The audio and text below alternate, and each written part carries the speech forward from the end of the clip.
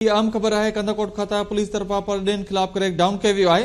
बिन अफगानन के गिरफ्तार कयो वियो आहे। अवां ॿुधायो त बिन अफगानन उमर ज़ई ऐं मोहम्मद इब्राहिम के गिरफ्तार कयो वियो आहे। पुलिस चयो आहे त ॿिनि ॾींहनि अंदर खेनि पंहिंजे मुल्क मोकिलियो वेंदो।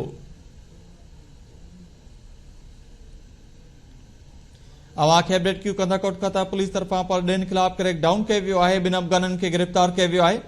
पुलिस चयो आहे त बिन अफगानन उमर ज़ई ऐं मोहम्मद इब्राहिम के गिरफ्तार करे वरितो आहे। ॿिनि ॾींहनि अंदर खेनि पंहिंजे मुल्क मोकिलियो वेंदो।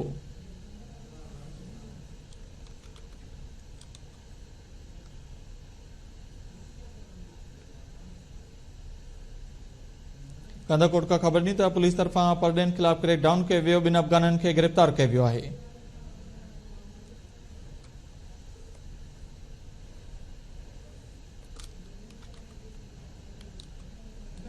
अवां खे अपडेट कयूं कंदाकोट माता पुलिस तरफा परडेन खिलाफ क्रैकडाउन कयो वियो आहे। बिन अफगानन के गिरफ्तार कयो वियो आहे।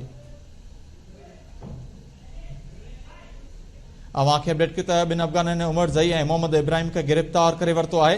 पुलिस चयो आहे त ॿिनि ॾींहनि अंदर खेनि पंहिंजे मुल्क मोकिलियो वेंदो। कंदाकोट का ख़बर ॾिनी त पुलिस तरफा परडेन खिलाफ क्रैकडाउन कयो वियो आहे। बिन अफगानन के गिरफ्तार कयो वियो आहे। पुलिस चयो आहे त बिन अफगानन उमर ज़ई ऐं मोहम्मद इब्राहिम के गिरफ्तार कयो वियो आहे। ॿिनि ॾींहनि अंदर खेनि पंहिंजे मुल्क मोकिलियो वेंदो। अवां खे अपडेट कयूं त पुलिस तरफा परडेन खिलाफ क्रैकडाउन कयो वियो आहे। बिन अफगानन के गिरफ्तार कयो वियो आहे।